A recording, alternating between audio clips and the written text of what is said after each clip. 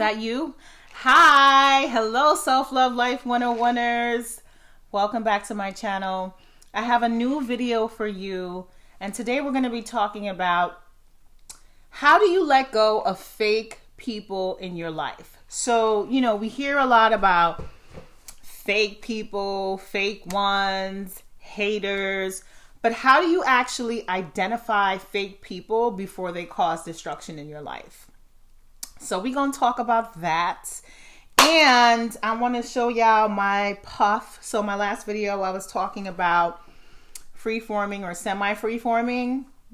If you have not watched that video, check it out. That was my previous video. And so I'm going to show you guys that I still have my curls in, curls for the girls. And it got bigger and fluffier, and I love it. I'm just rocking the life out of this puff. And I've pulled my hair up. So we're going to talk about some fake people. And if you want to know what I'm drinking, this is an iced macchiato, it's my first time having this with almond milk. It's fabulous. Let's get this party started. So the first thing we need to identify is what is fake. So in a world like we live in today, where there's a lot of technology, a lot of folks are on social media all the time, sometimes the notion of fakeness gets lost in different memes online, different posts, but nobody really has a definition for it, or they have a lot of different definitions, which is fine. So what is fake? So I identify fake as something that does not seem authentic or something that does not seem real. There are some people who struggle with being their authentic selves to other people because they may be hiding something, they may be a secretive person, or they may not even have had the time to explore who they really are. That's all good, but you don't want that kind of energy in your space, right? Let the confused people stay with the confused people. So what is fake? Fake is being inauthentic. What is authentic? So authentic is tied to notions of authenticity. And even though authenticity doesn't mean that, I'm authentic because I do the same thing all the time. I said I'm this way, I'm that way. Who we are is not fixed. So who we are can change at any given moment. I can decide today I want to change my life. I want to do this, and that's fine, right? So that's not what I mean. That's not fake. Fakeness to me is when someone is presenting a particular image to you to get something from you that then fucks with you, right? And we've all been there. We've all been there or have been in communication with, or maybe friends with, or maybe somebody you dated who you just felt there was something blocking their energy. And what do we typically do when we meet someone where we know their energy, something's wrong with it? We tend to ignore it if we really like the person. But we can't ignore those signs, because those things that we see from the very beginning, it ends up manifesting itself over and over in different ways that could potentially harm us. So the first step is asking yourself, is this individual being his or her authentic self? And if the answer is unclear to you, 9 times out of 10, you need to let that person go. So now that we've defined authenticity, I want us to think about how notions of authenticity are directly tied to energy. So you hear this a lot, people talk about, oh, their energy was off, their energy was weird.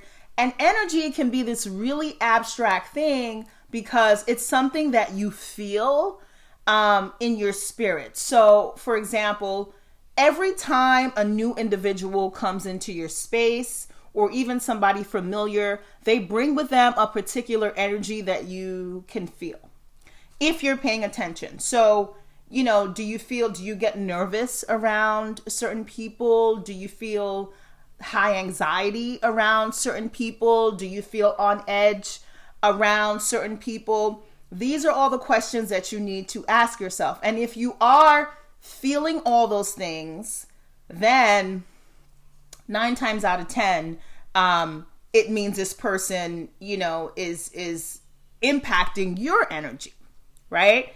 On the flip side, there are some people who come into your space and you feel better, you feel lighter, you feel great. And that's good too. We also need to make sure that when we meet people who bring out the best in us, that we also don't exhaust them or drain them with our own energy. So what do I mean by that?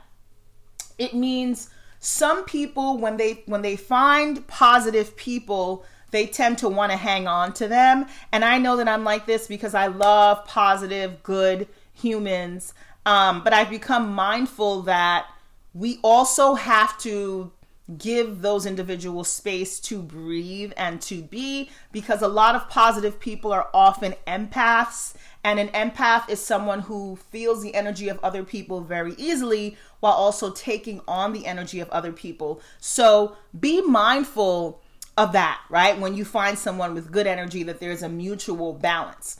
At the same time, be very mindful of the folks who are bringing in bad energy into your space.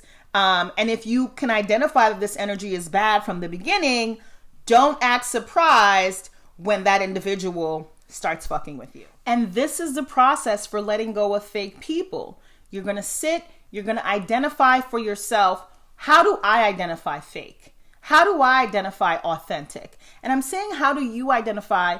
Because as an individual, you're going to have to start creating your own boundaries for how you interact with other people. And it sounds like a really simple thing, but there's a lot of people who just allow anybody in their life or anybody who shows interest. If every time someone shows interest in you, you automatically let them in, that's actually a sign of low self-esteem. You've got to have some boundaries. This is part of self-love. You have to have some boundaries for yourself in order to create a particular positive energy around you, right? And so that means if I'm trying to live an intentionally positive life, a radically self-loving life, it means that I have to say, here are the boundaries for being in my space. I want positive people in my space. It doesn't mean that everything that happens is going to be positive, because that's not realistic. But I want someone who knows how to flip a negative situation into a positive one. Folks who see everything in a negative light, like folks who see every glass as, half empty as opposed to half full, those people can really drain you. They can drain you emotionally. And 9 times out of 10, they have no hope in their lives. And someone living without hope is typically a depressed person or a person with very low self-esteem. So I want to identify those things as well. Surrounding yourself with people who are highly cynical is dangerous for your emotional well-being. So let those people go. Some people say, well, how do I let them go? I've talked about this before, and you can check out one of my previous videos, which is called How to Let Go of Toxic People in Your Life. If you can check out that video if you want to, just kind of figure out, how do I let go of toxic people? But some of the things I say in that video is that you can ghost them. You can just tell them, look, it ain't working out, like an official breakup. If it's a partner, it's a breakup. Friendships can break up too. Whatever it is, you need to let them go. And you need to start rebuilding, right? So how do you rebuild with new people? So here's the good news. One of the ways you can rebuild with new people is first changing your energy. So you want to change your energy so that you're not attracting these broken people. So the first step is you're going to sit down and you're going to create a list of boundaries for yourself. I highly recommend coming up with at least 5 boundaries for yourself. For example, I'll share my 5 boundaries with you. Here's the people that I like in my circle. Step 1, I like people who take their time in getting to know me. Right? And so when friendship is a process or a journey, the same with partners, I like to take my time. Why? Because from experience, anything that kind of starts off really quickly and it's like, it usually comes crashing way down. So take your time to build. So that's a thing for me. I used to be more trustful of people, and I've taken that away as a boundary, just based on my own life experiences. The second thing is I want someone who is highly motivated in my circle. You've got to be highly motivated with whatever you're doing. You have to be highly motivated. And the reason why I say that is because being around highly motivated people inspires me I'm a highly motivated person, so that is a bias on my part, but I don't care. It's my boundary. The third thing is kindness. I really love kind people. I don't like mean people. And I noticed over the years, different relationships that I've had or friendships where the person was like really mean to other people. And sometimes it's not even explicit meanness, but like little mean things like pettiness or people who don't share. Okay, I guess that's number 4. People who don't share, I also am not a fan. That's another boundary for me. So that's number 4. So I gave you 3 and 4 together. You've got to be kind and you've got to share. Those things are non-negotiables. And last but not least, number 5 on my list is you have to be futuristic. I want to be surrounded by people who think about the future, who think about changing the world, who think about doing new things, creating new things, because I am a creator and I thrive off of deep forms of creativity. And so as you can see, my 5 needs are very tailored to me and who I am. And so over the years, I've continued to shift my energy so that I'm attracting more people who are going to help me be better, right? So relationships of all kinds should be mutually beneficial. It doesn't mean that you have to be just like this person or you want somebody just like you. I actually love differences. I love befriending people who are different. Not that I go out, hey, are you different? Let's be friends. But so I'm not saying that, but with that in mind, I also know my boundaries. And knowing your boundaries is going to save you from a lot of trouble afterwards. Do y'all see my puff though? Like, this is a black girl moment. Look at that. Okay.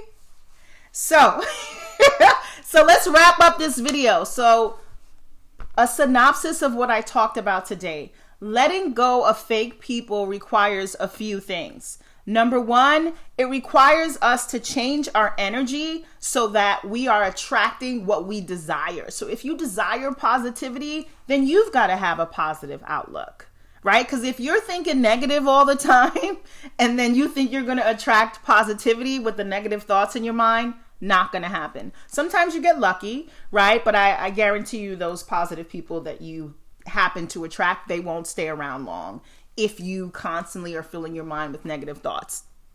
Identifying fakeness. You've got to identify fakeness for yourself. If somebody's in your circle and they're a hater and they don't celebrate you and they don't clap for you, why are they still in your circle? And I say this because I work with some clients who share things about friends and family alike that's obviously some straight hateration or some straight negativity, but they still rocking and rolling with the person. Why? Why do you do that? Right? Is your self-esteem that low that you want to surround yourself with people who you know don't like you? No. Hang out with people who like you and who really fuck with you. Okay? They exist. The next is authenticity.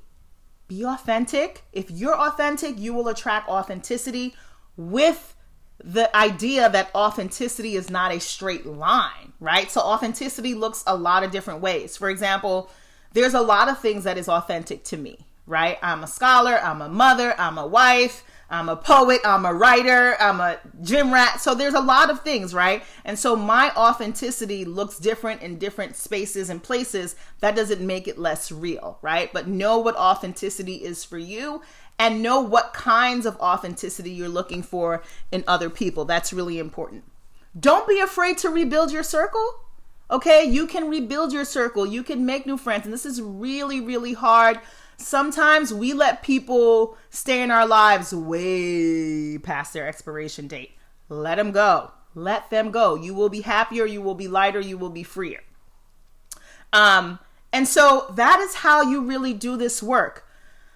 I don't want to end this video without telling you. Rate, comment, and subscribe. We are up to 64 subscribers. Woo! Welcome. For real, for real. Every subscriber I appreciate greatly. On Twitter, every Sunday from 2 to 3 p.m., I am currently doing a Soulful Sunday series. Use the hashtag Soulful Sunday 101 to engage. If you have not followed my Facebook page or my Instagram page, it's at Self Love Life 101, which is already on the screen. So on all platforms, that is my handle. Okay, that's on Twitter, that's on Facebook, everywhere. Okay, so Self Love Life 101 is the hashtag. Let's continue to do this work. Self-love is a beautiful journey. It's a beautiful process. Also, if you have not booked a service with me, I have it all. I have one-on-one consulting sessions. I also have fitness and meal plans. So join me on this journey, book a service, and I look forward to the next video. Bye, guys.